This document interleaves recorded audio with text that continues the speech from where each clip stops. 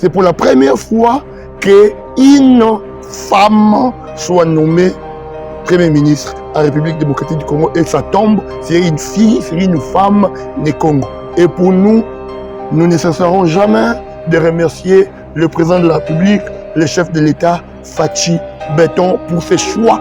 Nous attendons Madame Judith dans le développement intégral de la République démocratique du Congo. Nous ne pouvons qu'applaudir Madame la Première ministre lorsqu'on aura un gouvernement et effectivement les personnes compétentes, j'allais dire, parce que la compétence est la clé du développement. Très heureuse de vous retrouver encore à ce deuxième numéro de votre émission, l'invité de la rédaction. Ici, nous sommes à l'esplanade de l'hôtel Lédia, toujours avec notre invité, l'habitué de l'émission, en fait. Il s'appelle toujours M. Jérès Maïbanzibanga. Je me tourne vers lui. Bonjour. Bon, bonjour. J'espère que vous allez bien. Là, vous me volez ma question. Je vais bien et vous? Super bien. Ok, ça se sent déjà. D'accord.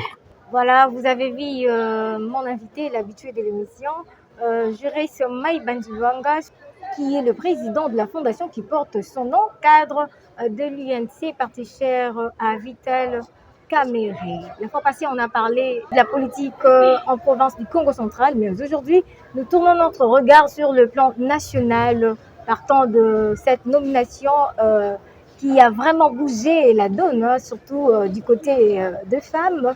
Nous avons vu à la tête de la République démocratique du Congo, du côté primature, Madame Judith Suminwa, qui n'est autre qu'une fille née Congo, une femme née Congo, et d'origine du territoire de Songololo, ici dans la province du Congo central. Alors, Monsieur Jérès, je vous reviens dans une minute pour parler tout de suite de ce que nous allons converser ici.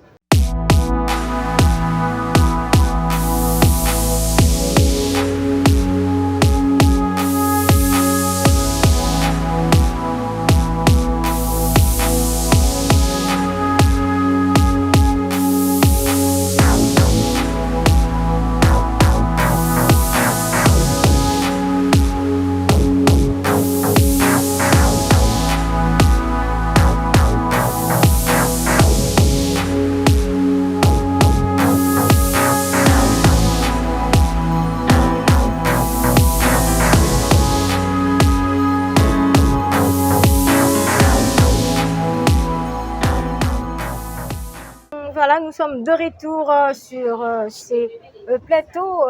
Aujourd'hui, nous allons parler de la nomination du Premier ministre, Madame Judith Suminwa Tuluka, pour la première fois à la tête de la primature de la République démocratique du Congo. Nous voyons le visage d'une femme. Alors, la question est pour M. Jérès Maïbanzibanga.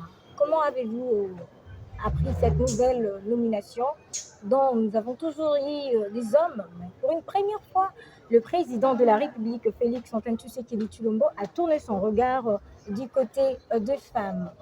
Merci beaucoup pour la question. D'abord, c'est une joie pour nous, les Nés Congo, mais aussi, nous remercions les champions de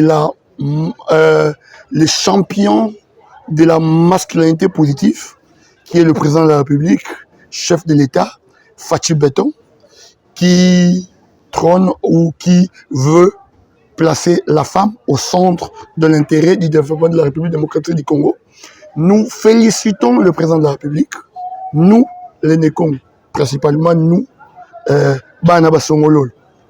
Tous nous remercions, nous félicitons le président de la République pour ses choix judiciaires qu'il a portés à cette dame, à cette femme, à cette fille Née Congo, qui incarne les valeurs de Née Congo, qui incarne les valeurs de Kimu-Congo. Et pour nous, c'est une grande fierté pour la population du Congo central d'avoir pour la première fois un Premier ministre et pour la première fois un Premier ministre femme. Savez-vous que c'est pour la première fois un Moukongo du Congo central est nommé Premier ministre. C'est pour la première fois depuis que la République démocratique du Congo est pays. C'est pour la première fois qu'une femme soit nommée Premier ministre à la République démocratique du Congo et ça tombe, c'est une fille, c'est une femme née Congo. Et pour nous, nous ne cesserons jamais de remercier le président de la République, le chef de l'État, Fachi Beton, pour ses choix portés à cette dame. Ça prouve que le président de la République est centré, axé sur le développement. Parce que le portrait de Mme Sumina, il a démontré beaucoup de choses en étant ministre. Vous savez qu'il était d'abord au cabinet des chefs de l'État avant de devenir le ministre du Plan et aujourd'hui Premier ministre. Pour nous, c'est une joie, mais aussi c'est une responsabilité. Ici, je vais tirer la responsabilité de tous les Congos, d'accompagner et de tout Congolais, d'accompagner la Première ministre, d'accompagner Mme Judith Toulouka à cette tâche pour que la fin qui justifie les moyens que la population de la République démocratique du Congo se retrouve dans l'action gouvernementale que Mme Sumina va engager. Nous attendons Mme Judith dans le développement de la chose publique, dans le développement intégral en fait de la République démocratique du Congo. Il y a beaucoup de secteurs, mais comme vous le savez, notre pays est en guerre. Et l'agresseur est connu, qui est le Rwanda.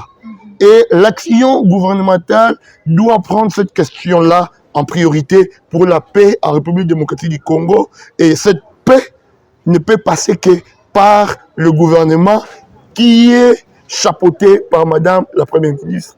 Et il y en a beaucoup de pays, des histoires qu'il peut faire pour développer le Congo. Je prends le volet social de la population. C'est très important. Le panier de la ménagère, on doit jeter un coup d'œil là-dessus. Aujourd'hui, nous avons une femme. Et quand on parle du panier de la ménagère, nous voyons exclusivement les mamans là-dessus. Et je crois, à mon humble conscience, que cette maman-là, qui est à la tête du gouvernement de la République démocratique du Congo, une femme intègre, une femme intellect, une femme qui a des capacités de donner à la République démocratique du Congo ce que les hommes ne n'avons pas pu donner en son temps. Et nous croyons que l'accompagnement de toutes les personnes qui seront dans ce gouvernement vont lui assister à donner ce que la population attend. Alors, ça fait déjà 21 jours depuis que le Premier ministre, Mme Judith Suminwa, a été nommée et elle vient déjà aussi de clôturer avec des consultations politiques. Alors, que pensez-vous par rapport au prochain gouvernement que Mme Judith Suminwa va déjà à très bientôt nous présenter, qu'elle-même déjà elle nous a donné un peu le briefing en nous parlant d'un gouvernement de compétents, des compétences professionnelles. Alors, que pensez-vous et qui aimeriez-vous voir encore dans ce prochain gouvernement qui pourra être un allié ou qui accompagnera Mme Judith à réussir en fait ses quinquennats? Je ne voudrais pas parler de noms de gens ou de personnaliser les débats sur des individus, mais je reste sur cette possibilité que Madame la Première ministre a épinglée. Cette possibilité est exclusivement liée aux compétences. Nous ne pouvons qu'applaudir Madame la Première ministre lorsqu'on aura un gouvernement et effectivement les personnes compétentes, parce que la compétence est la clé du développement. On ne peut pas voir de fouteurs dans l'équipe nationale. Le gouvernement national, c'est l'équipe nationale. Nous devons avoir le meilleur des Congolais dans chaque domaine qui vont compétir, mais ce n'est même pas une compétition, qui vont venir pour accomplir la vision du chef de l'État. Déjà avec le refus des têtes de différents représentants, de différents partis politiques et regroupements, être pour le prochain gouvernement, et Mme Suminwa a décidé de choisir plutôt d'autres personnes que les têtes d'affiche. Pensez-vous que dans différents types de partis politiques, y a-t-il de personnes effectivement, un parti politique, c'est l'école. L'INC, qui est le parti cher à l'honorable Vital Kamerhe, regorge beaucoup de compétences en son sein. Effectivement, je suis d'accord avec Mme Sumina. Parce que ce qui se passe, c'est quoi? Les leaders de partis politiques prennent des partis politiques comme les propriétés. Et je suis d'accord avec Mme Sumina, dans le sens de dire qu'aujourd'hui, nous partons, nous allons nommer certainement les membres des partis politiques, mais qui sont des personnes compétentes. Des personnes qui ont de l'éthique, de personnes qui ont de la moralité, de personnes qui éprouvent un certain niveau de compétences, de personnes qui ont un certain niveau d'accessibilité, de faisabilité, un certain niveau de travail. Ce n'est pas parce que tu es un militant, tu as fait 10 ans dans un parti politique, ce n'est pas ça cette compétence qu'on fait. Qu'est-ce que vous avez dans votre ventre que vous pouvez donner à la République? C'est de là que Mme Soumine a parlé. Cette compétence technique, des compétences techniques, des compétences qui peuvent changer la vie des Congolais, des compétences qui peuvent faire évoluer la politique congolaise et non des compétences militantisme, si je peux le dire. Encouragez-vous, Madame Judith Souminois, d'avoir plus de femmes dans ce prochain gouvernement? Déjà, nous avons un champion de la masculinité positive. C'est vraiment un champion qui donne cette possibilité-là. Et aujourd'hui, déjà, je crois que c'est le président Félix Tshisekedi qui a donné la possibilité qu'on ait au gouvernement passé 30% des femmes. Et pourquoi pas, ça s'appelle processus. Ça s'appelle processus. Parce que ça fait 60 ans que la République démocratique du Congo existe. On n'a jamais eu une femme Premier ministre. Déjà, c'est encourageant. Si on peut avoir une 40% de femmes compétentes qui peuvent répondre aux questions du développement de la République, nous ne pouvons qu'applaudir. Voilà de quoi nous encouragerons Madame la Première ministre Judith Souminois à avancer de l'avant et de nous donner les résultats. Ça sera vraiment très fier pour nous, les Congos. Merci beaucoup. C'est ici que nous terminons ce deuxième numéro de votre émission, l'invité de la rédaction, qui était présenté par Christelle Nzenza, qui s'y passe par le biais du média en ligne TMC2.info.